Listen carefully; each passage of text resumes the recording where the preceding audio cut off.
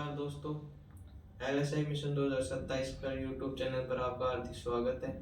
जैसा कि हमने पिछले वीडियो में बात किया था, वो पोन्स और मेडुलम ओब्लुंगेटा के सेंटर्स के बारे में बात किया था। जो सबसे वाला चैप्टर है दोस्तों, वो कंप्लीट हो चुका है और आज जो नया चैप्टर शुरू करेंगे वो है मसल यानी मांसपेशियां। यानी कि जो कंप्लीट मसल होती है उसकी आउट ऑफ कवरिंग को कहते हैं, उसे कहते हैं एपिमाइशियम। और जो दोस्तों यानी कि जो फेसिकल्स होते हैं उसकी आउट ऑफ कवरिंग को हम कहते हैं पेरीमाइशियम। और बात करें मसल्स फाइबर की, तो मसल्स फाइबर की आउट ऑफ कवरिंग को कहते हैं, वो कहते हैं एंडोमाइशियम। तब इसको टेबल के माध्यम से देखेंगे दोस्तों। इस तरफ तो लिखेंगे मांसपेशियों की संरचना, और ये हो गई बाहरी परत। फर्स्ट नंबर पर बात करें कंप्लीट मसल्स की, तो इसकी आउट ऑफ कवरिंग को कहते हैं एपिमाइशियम।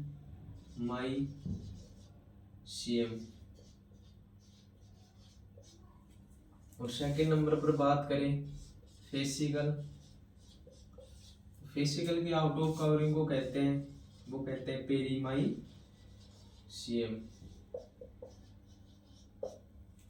थर्ड नंबर पर बात करें दोस्तों, तो वो है मसल फाइबर।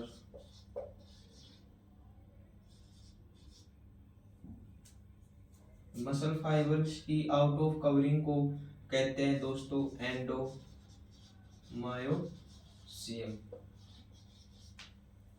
अब दोस्तों ये तो बात हो गई आउट ऑफ कवरिंग की। अब हम बात करें यानी कि मसल से बड़ी होती है दोस्तों, वो होती है फेसिकल।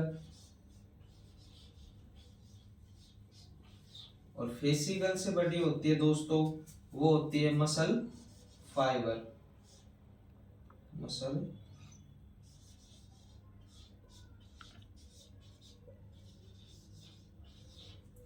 और मसल फाइबर से बड़ी होती है दोस्तों, वो होती है मसल मायोफिब्रिल।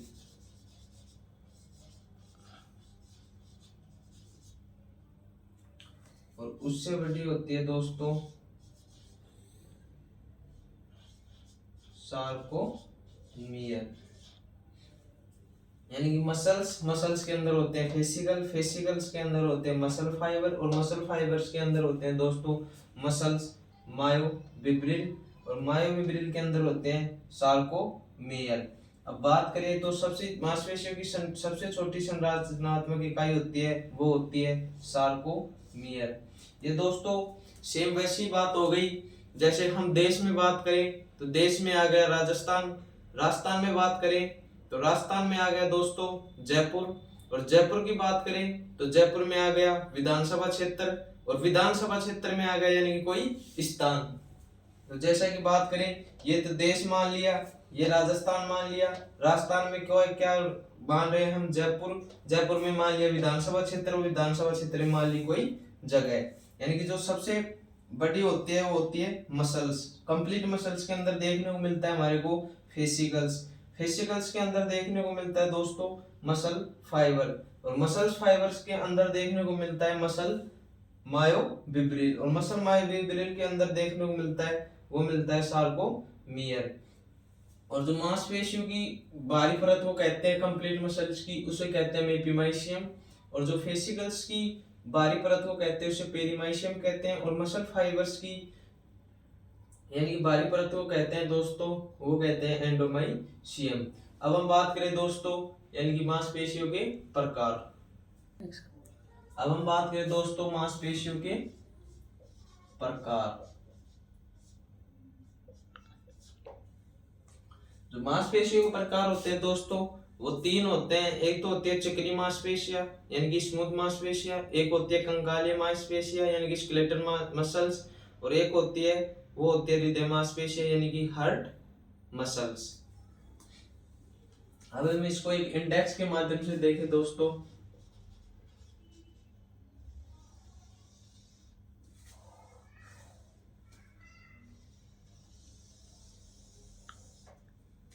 ये तो हो गई चिकनी मांसपेशियां,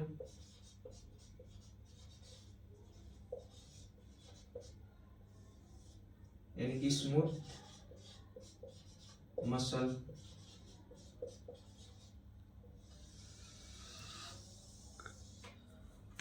और ये हो गई कंकालीय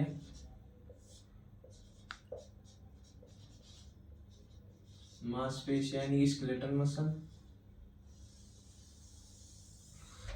और इधर हम बात करें दोस्तों, वो हो गई हृदय मांसपेशियां, यानी कि हार्ट मसल।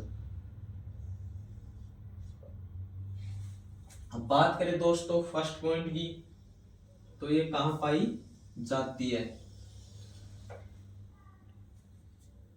फर्स्ट पॉइंट, कहां पाई जाती है। जो स्मूथ मसल होती है दोस्तों, वो देखने को मिलती है हमारे को आंतरिक अंगों या आंतरिक वॉल में। और जो कंकाली मांसपेशी होती है वह हड्डियों के साथ जुड़ी हुई देखने को मिलती है। और जो हृदय मांसपेशी होती है वह हार्ट में पाई जाती है। यानी चिकनी मांसपेशी होती है वह शरीर के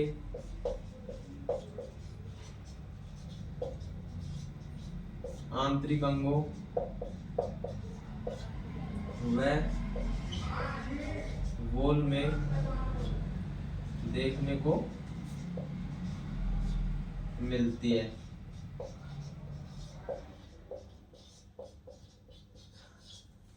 अब हम बात करें दोस्तों कंकालीय मांसपेशियों की, तो कंकालीय मांसपेशियां होती है दोस्तों, वो कंकाल में हड्डियों के साथ जुड़ी हुई होती है।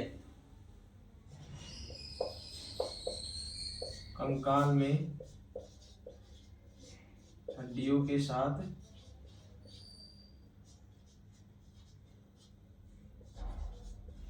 जुड़ी हुई होती है। और जो हृदय मांसपेशियां है वह हार्ट में देखने को मिलती है।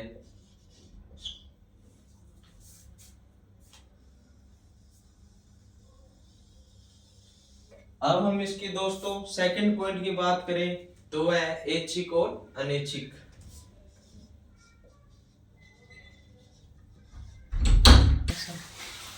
अब हम बात करें दोस्तों ऐच्छिक और अनैच्छिक की। जो चिकनी मांसपेशियां होती है वह अनैच्छिक होती है, और जो कंकाली मांसपेशियां होती है वह ऐच्छिक होती है, और जो हृदय मांसपेशियां होती है वह अनैच्छिक होती है। यानी कि अनैच्छिक तो हो गई जो अपनी इच्छा से कार्य नहीं करती है। अब कंकाली मांसपेशियां है वो अपनी इच्छा से, यानी कि अपनी इच्छा से कार्य नहीं करती है। हम जब इसको दिशा निर्देश देते हैं तभी कंकाली मांसपेशियां जो कार्य करती है, और ये अपनी इच्छा पर कार्य नहीं करती है, यानी कि अनिच्छिक होती है। अब हम बात करें नर्वस कंट्रोल की,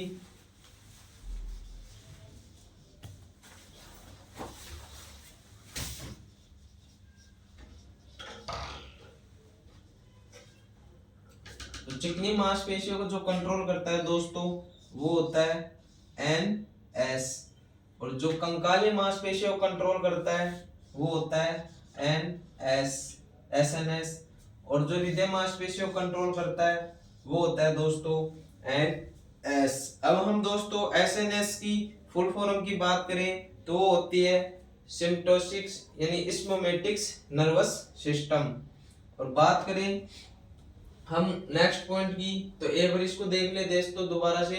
यानी कि चिकनी मांसपेशियां कहाँ पाई जाती है, तो इस शरीर के आंतरिक अंगों एवं बाल में देखने को मिलती है। और कंकाली मांसपेशियां होती है वह हड्डियों के साथ जुड़ी हुई होती है, और हृदय मांसपेशियां हमारे को हार्ट में देखने को मिलती है। और जो ऐच्छिक और अनैच्छिक की बात करें तो चिकनी मांसपेशियां होती है वह अनैच्छिक होती है, और कंकाली मांसपेशियां होती है वह ऐच्छिक होती है, और हृदय मांसपेशियां होती है वह अनैच्छिक होती है। और बात करें नर्वस कंट्रोल की, तो इसको कंट्रोल करता है एनएस और इसको करता है एसएनएस और हृदय मांसपेशियों को करता है एनएस। अब हम इसके फोर्थ पॉइंट की बात करें दोस्तों, तो इसका फोर्थ पॉइंट है दोस्तों यानी कि मांसपेशियों की शेप।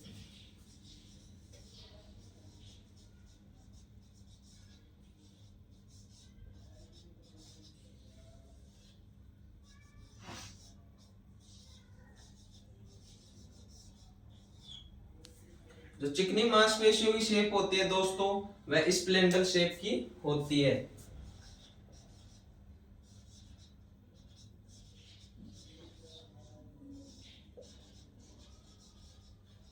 यानी कि ये इस तरह पत्ती की तरह होती है, स्प्लेंडल शेप। और हम बात करें दोस्तों कंकालीय मांसपेशियों की, तो ये लॉन्ग सिलेंडर शेप की होती है।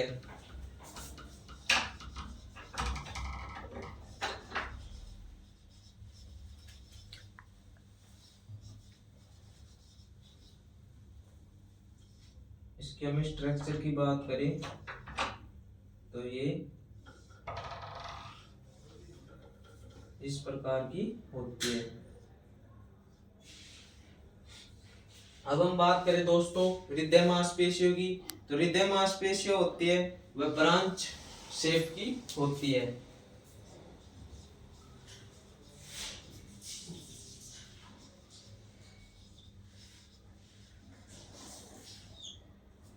तो ये तो बात होगी दोस्तों मांसपेशियों की शेप की। यह स्प्लेंडर शेप की होती है यानी कि पत्ती के आकार की, और जो कंकाली मांसपेशियां होती है वह लॉन्ग सिलेंडर शेप की होती है, और जो हृदय मांसपेशियां होती है वह ब्रांच शेप की होती है। अब इसके 5 पॉइंट की बात करें तो यानी कि इसमें न्यूक्लियस की संख्या। अब हम बात करें दोस्तों 5 पॉइंट की यानी कि केंद्र की संख्या।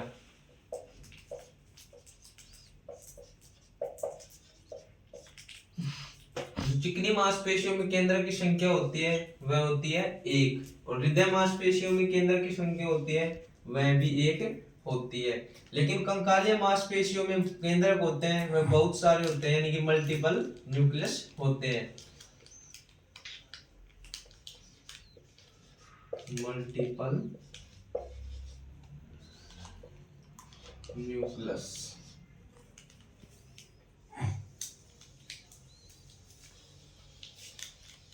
अब हम बात करें रेखित और आरेखित की, छठा पॉइंट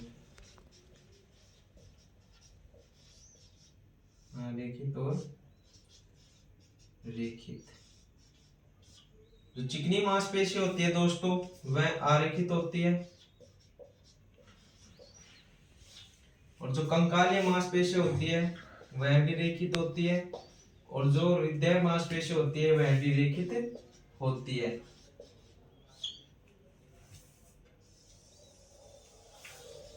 अब इसके कार्य की बात करें, 7th पॉइंट है कार्य।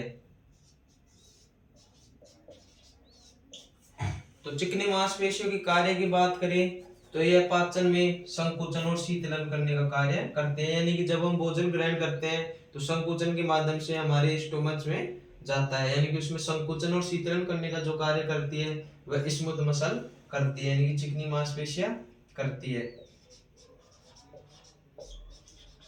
पाचन में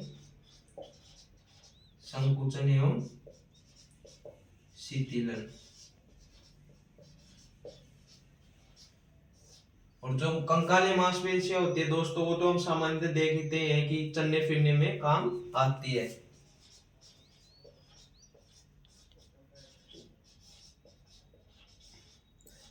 और जो बात करें हृदय मांसपेशियों की, तो हृदय मांसपेशियों का काम होता है हृदय का धड़काना, हृदय का धड़कना।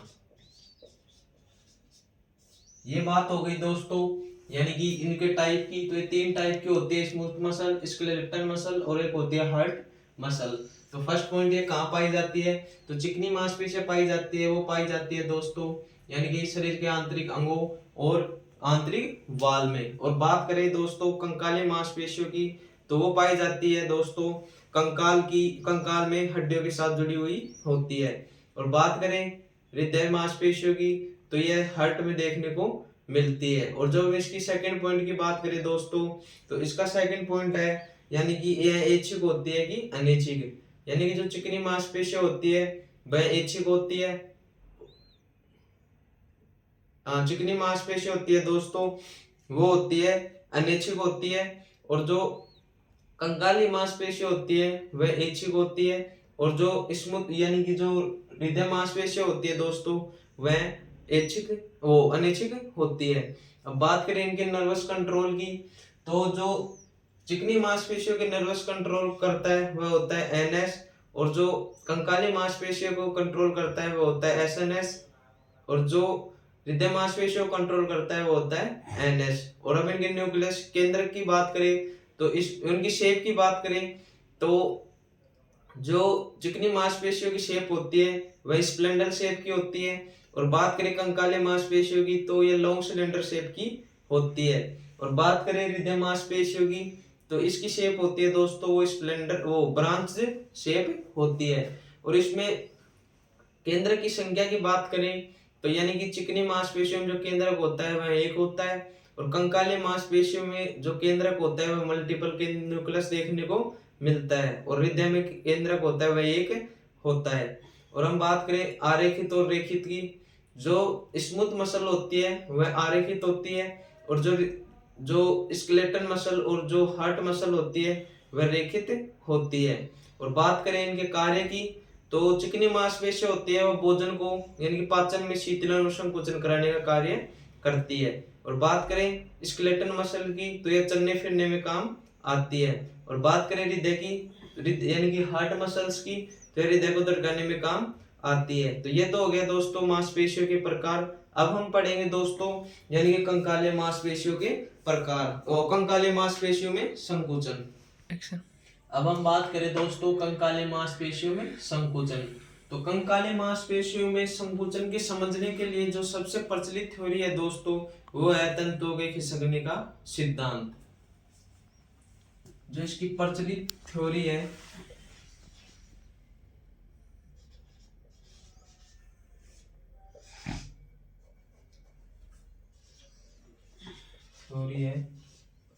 वो है तंतुओं के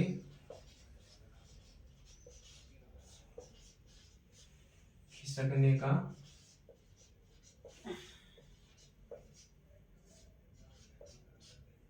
सिद्धांत।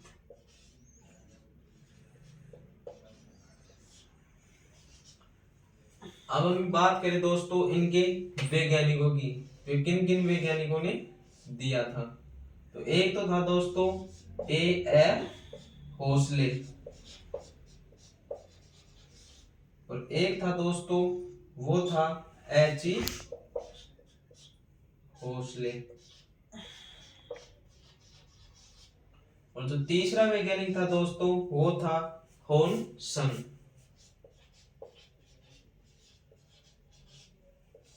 इन तीनों वैज्ञानिकों ने मिलकर दोस्तों ये थ्योरी दी थी।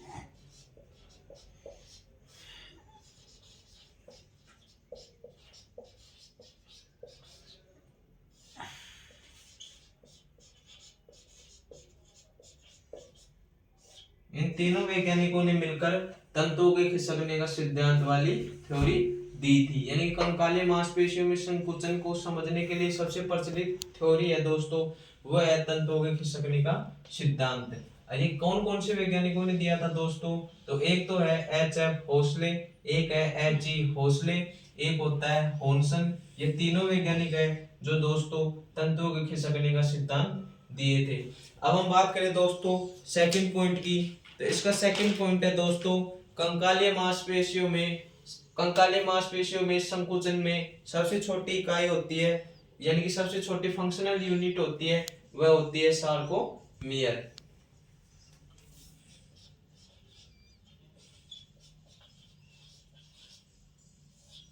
ये तो हो गया फर्स्ट पॉइंट। बात करें सेकंड पॉइंट की, कंकालीय मांसपेशियों में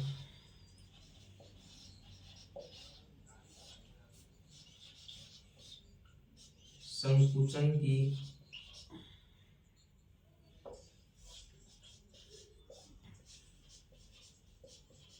सबसे छोटी फंक्शनल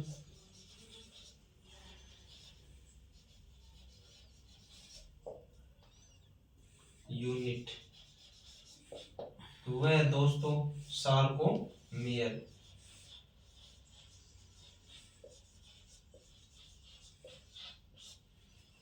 यानी कंकाली मांसपेशियों में संकुचन की सबसे छोटी फंक्शनल यूनिट होती है, वह होती है सार्कोमेयर। ये बात थी दोस्तों कंकाली मांसपेशियों में संकुचन। अब हम इसके तीसरे पॉइंट की बात करें, यानी कि सार्कोमेयर की संरचना। अब हम बात करें दोस्तों सार्कोमेयर की स्ट्रक्चर या संरचना की।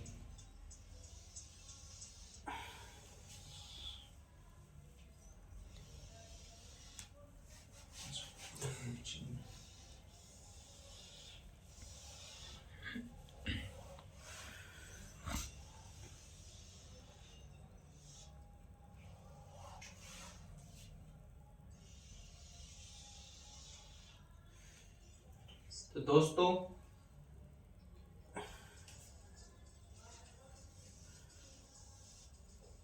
यानी कि जो ये होते हैं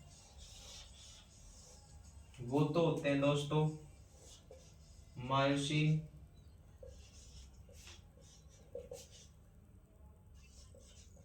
फिलामेंट।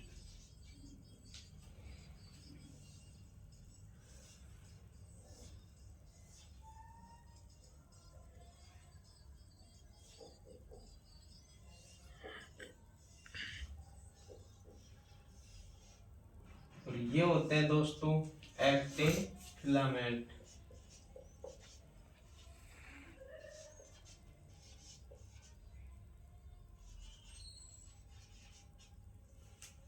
और जो ये होता है दोस्तों वो होता है एम जोन। और बात करें दोस्तों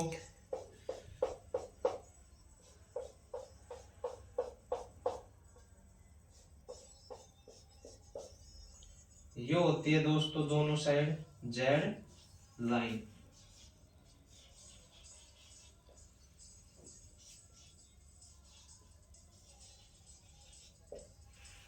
और जो एक्टिन फिलामेंट के बराबर होते हैं दोस्तों यहां पर पाए जाते हैं दो आई बैंड।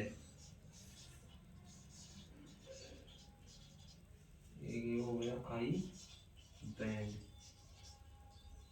और एक इसके बीच से जो रेखा जाती है दोस्तों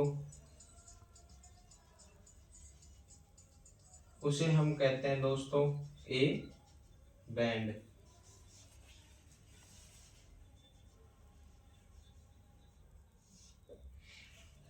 अब बात करें दोस्तों फर्स्ट पॉइंट की, यानी कि एक तो आता है इनकी सार्कोमियर किसे कहते हैं, तो दो जेड लाइनों के बीच की दूरी होती है उसे हम सार्कोमियर कहते हैं। अब हम बात करें सेकंड पॉइंट की दोस्तों, तो वो होता है आई बैंड। यानी कि आई बैंड किसे कहते हैं, आइसोट्रोपिक बैंड। अब हम बात करें दोस्तों आई बैंड यानी कि आइसोट्रोपिक बैंड। जो आइसोट्रोपिक बैंड होता है दोस्तों जो समान तंतुओं से मिलकर बना होता है, तो इसमें समान तंतुओं से मिलकर जो बन रहा है दोस्तों वह एक्टिन फिलामेंट के साथ मिलकर बन रहा है। अब हम बात करें दोस्तों ए बैंड की, तो ए बैंड होता है दोस्तों एंटीस्ट्रोपिक बैंड, जो अलग अलग प्रकार के तंतुओं से मिलकर बना होता है। किससे मिलकर बना होता है दोस्तों, अलग अलग की बात करें तो वो होता है मायोसिन फिलामेंट। अब हम बात करें दोस्तों जब जो ये एक्टिन फिलामेंट है दोस्तों, जब इसमें कंकालीय सार्कोमेयर में यानी कि कंकाली मांसपेशियों में संकोचन होएगा, तो इसमें जब कॉन्ट्रैक्शन होएगा तो ए बैंड है दोस्तों वो पास आ जाएगा, और जो पास आ जाएगा दोस्तों तो वह किसके ऊपर खिसकन करेगा, जब ये ऐसे आ जाएगा दोस्तों तो ये यानी कि मायोसिन फिलामेंट के ऊपर स्लाइड करता है। अब जब ये स्लाइड करेगा दोस्तों तो एम जोन तो गायब हो जाता है। एम जोन होता है दोस्तों वो संकोचन के समय गायब हो जाता है। अब बात करें दोस्तों जब इसमें संकोचन हो रहा है तो आई बैंड की दूरी भी हमारे को कम देखने को मिलेगी, क्योंकि जब इसमें संकुचन होएगा तो इसकी जो दूरी है वो कम हो जाएगी, और जब इसकी दूरी कम होएगी तो संकुचन के समय यानी कि हमारे को जेल लाइन के बीच की दूरी भी कम देखने को मिलती है। अब हम बात करें दोस्तों ए बैंड की, तो ए बैंड होता है दोस्तों जिसमें संकुचन के समय कोई बदलाव हमारे को देखने को नहीं मिलता है। अब हम बात करें दोस्तों एक एक टॉपिक की, यानी कि सार्कोमियर, फिर यानी कि आई बैंड, ए बैंड, यानी कि और फिर बात करें यानी कि जो एक्टिन फिलामेंट होता है वह मायोसिन के ऊपर स्लाइड करता है, तो हमारे को क्या क्या एक्टिविटी देखने को मिलती है। अब हम बात करें दोस्तों फर्स्ट पॉइंट यानी कि सार्कोमेयर किसे कहते हैं। तो दो जेड लाइन के बीच की दूरी उसे हम कहते हैं सार्कोमेयर। यह बात इस प्रकार न पूछ कर एग्जामिनर इस प्रकार पूछ ले, यानी कि सार्कोमेयर,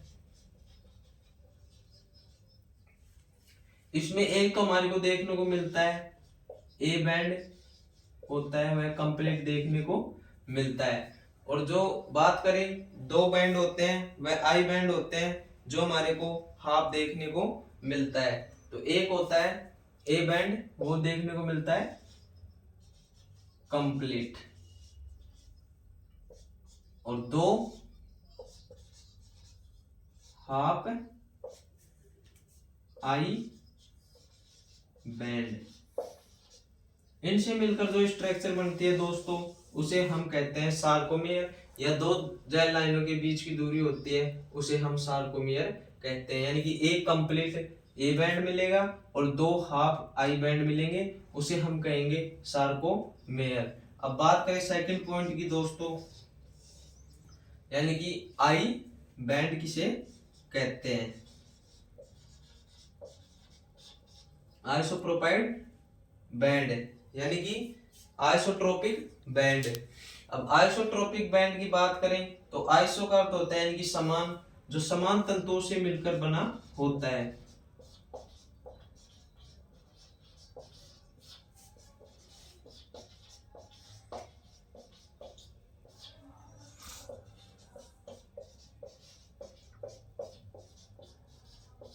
जब इसमें समान तंतुओं की बात करें तो वो होता है दोस्तों एक्टिन फिलामेंट।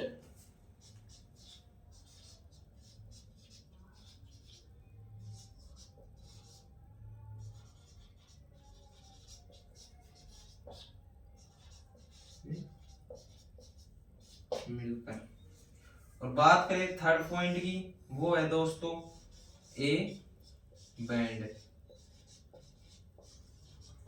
तो ए बैंड की बात करें दोस्तों यानी कि एंटी स्ट्रोपिक बैंड। एंटी का मतलब होता है दोस्तों असमान, यानी कि जो असमान तंतुओं से मिलकर बना होता है उसे हम एंटी स्ट्रोपिक बैंड या ए बैंड कहते हैं। यानी कि असमान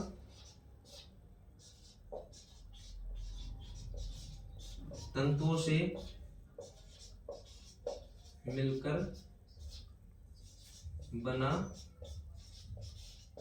होता है। अब असमान तंतुओं की बात करें तो वह है दोस्तों मायोसिन फिलामेंट।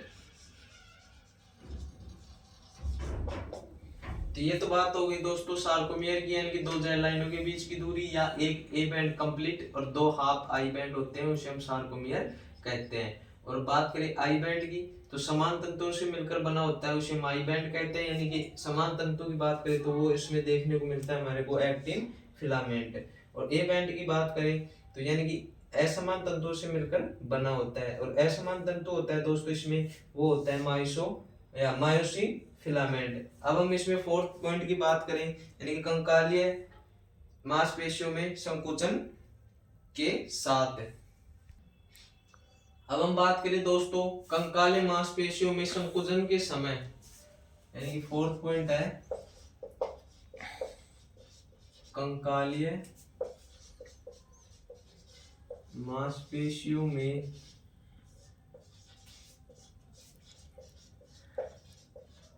संकुचन के समय जो एक्टिन फिलामेंट होता है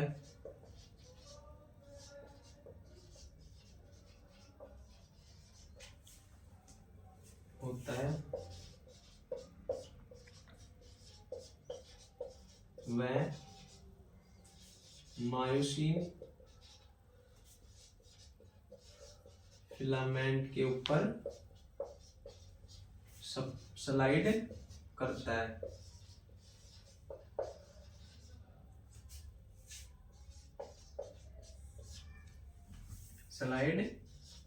है। अब हम फिर 5वें नंबर पॉइंट की बात करें तो कंकाले मांसपेशियों में संकुचन के समय देखे जाने वाली स्थिति। संकुचन के समय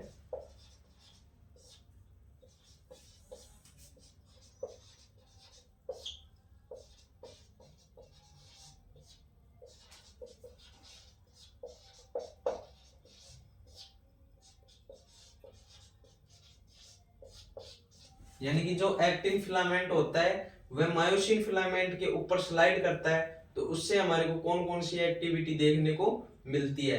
तो फर्स्ट एक्टिविटी देखने को मिलेगी हमारे को, वो मिलेगी सार्कोमियर की लंबाई में कमी हो जाएगी। लंबाई में कमी हो जाएगी। और सेकंड नंबर की बात करें तो आई बैंड्स की दूरी भी घट जाएगी।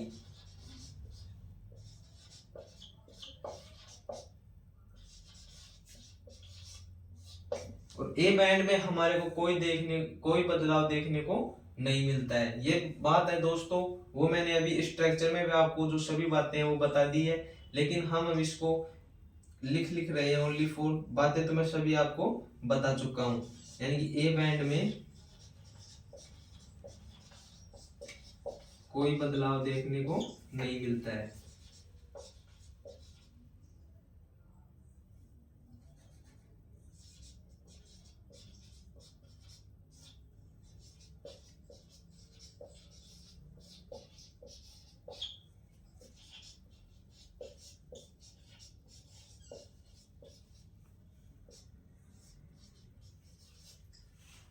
यानी कि जो कंकाली मांसपेशियों में संकुचन के समय एक्टिन फिलामेंट होता है वह मायोसिन के ऊपर स्लाइड करता है।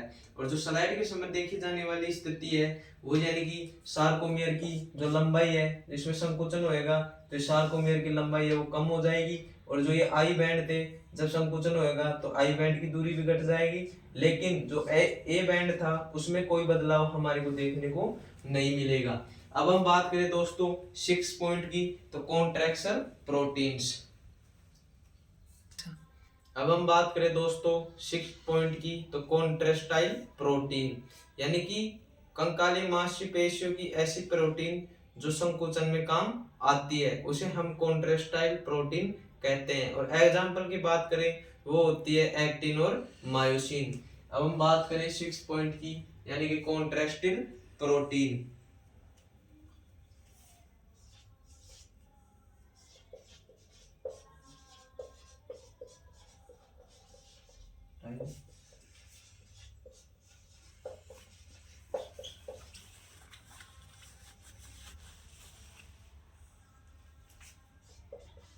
ऐसी प्रोटीन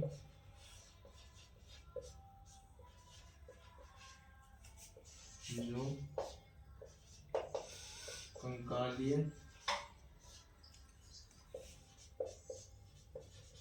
मांसपेशियों में संकुचन के लिए जिम्मेदार होती है। तो एग्जाम्पल की बात करें तो वो हो गई दोस्तों, एक तो एक्टिन प्रोटीन और एक हो गई मायोसिन प्रोटीन। अब हम बात करें दोस्तों यानी कि रेगुलेटरी प्रोटीन्स की।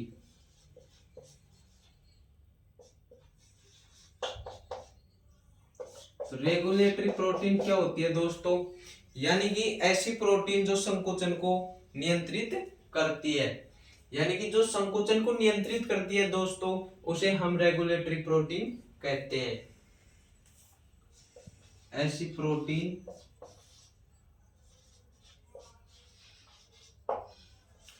जो संकुचन को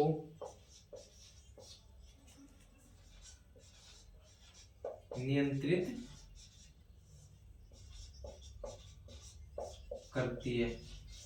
अब हम दोस्तों रेगुलेटरी प्रोटीन के एग्जाम्पल की बात करें तो एक तो होता है ट्रोपोनिन और एक होता है ट्रोपोमायोसिन।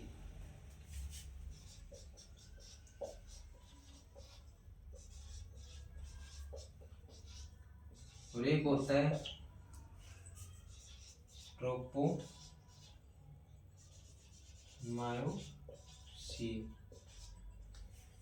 अब हम बात करें 8 नंबर पॉइंट की, तो वो होता है दोस्तों, यानी कि मांसपेशियों में संकुचन के लिए जिम्मेदार आयन, जरूरी आयन होता है, वो कौन सा होता है, तो कंकाली मांसपेशियों में संकुचन के लिए जिम्मेदार आयन होता है दोस्तों, वो होता है कैल्शियम आयन। और जो कैल्शियम आयन जो स्टोरेज होता है दोस्तों, यानी कि वो होता है शरीर में, हड्डियों में। और मांसपेशियों की बात करें तो वह सार्कोमेयर मसल्स में स्टोरेज होता है। तो हम इस 8वें पॉइंट को दोस्तों, यानी कि एक बार तो यही लिख लेते हैं, यानी कि कंकालीय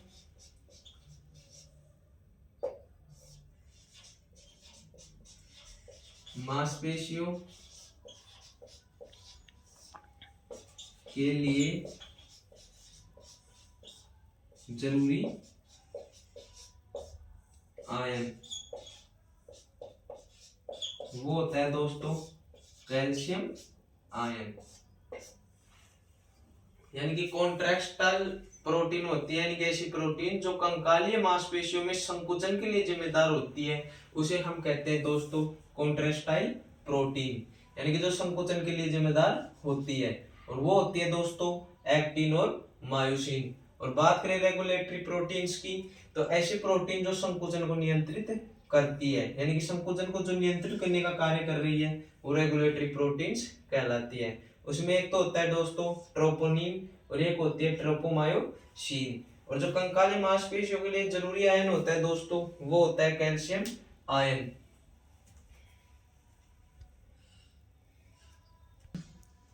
बात करें दोस्तों शरीर में कैल्शियम का स्टोरेज, शरीर में जो कैल्शियम का स्टोरेज होता है दोस्तों, वो होता है बोन में, यानी कि हड्डियों में। अब मसल्स में बात करें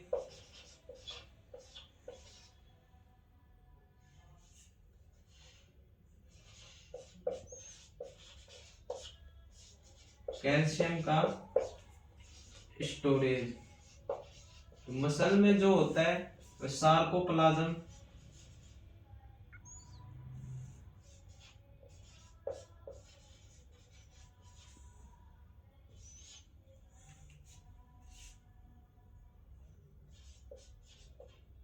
रेटिकुलम में होता है। यानी कि जो शरीर में कैल्शियम का स्टोरेज होता है दोस्तों, वो तो होता है यानी कि बोन में, और जो मसल में कैल्शियम का स्टोरेज होता है वह सार्कोप्लाज्मिक रेटिकुलम में होता है। अब हम बात करें ट्रोपोनिन के प्रकार, 9th पॉइंट है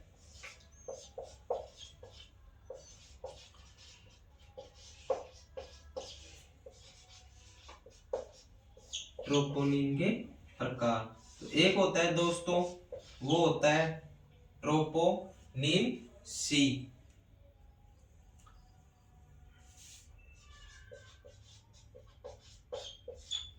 जुड़ता किससे है दोस्तों, ये जुड़ता है कैल्शियम से। और दूसरा होता है दोस्तों, वो होता है ट्रोपोनिन आई। दो ट्रोपोनिन आई होता है वह आई बैंड से जुड़ता है। और बात करें दोस्तों ट्रोपोनिन टी की, तो ये ट्रोपोनिन ट्रोपोमायोसिन से जुड़ती है।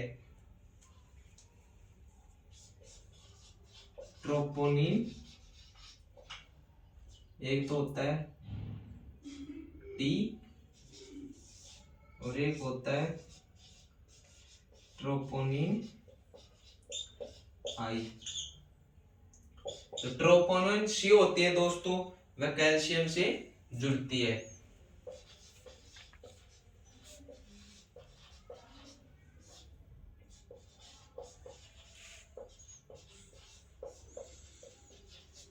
और जो ट्रोपोनिन आई होती है वह आई बैंड से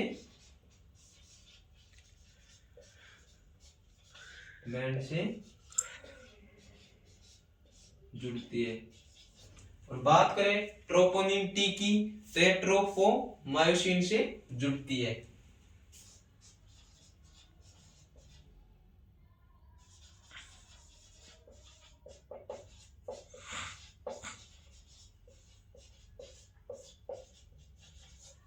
ये तो बात हो गई ट्रोपोनिन के प्रकार। तो ट्रोपोनिन के प्रकार में फर्स्ट नंबर पर बात करें ट्रोपोनिन सी की, तो ट्रोपोनिन सी होता है दोस्तों वो कैल्शियम से जुड़ती है, और जो ट्रोपोनिन टी होती है दोस्तों वह ट्रोपोमायोसिन से जुड़ती है। और बात करें ट्रोपोनिन आई की, तो यह आई बैंड से जुड़ती है। और शरीर में जो कैल्शियम का स्टोरेज होता है वह बोन में होता है, और जो मसल्स में कैल्शियम का स्टोरेज होता है वह सार्कोप्लाज्म रेटिकुलम में होता है। तो ठीक है दोस्तों, इसी के साथ बने रहे हमारे यूट्यूब चैनल LSI मिशन 2027 पर। और जो कल हम इससे आगे का टॉपिक पढ़ेंगे वो पढ़ेंगे अडर या आयन। धन्यवाद।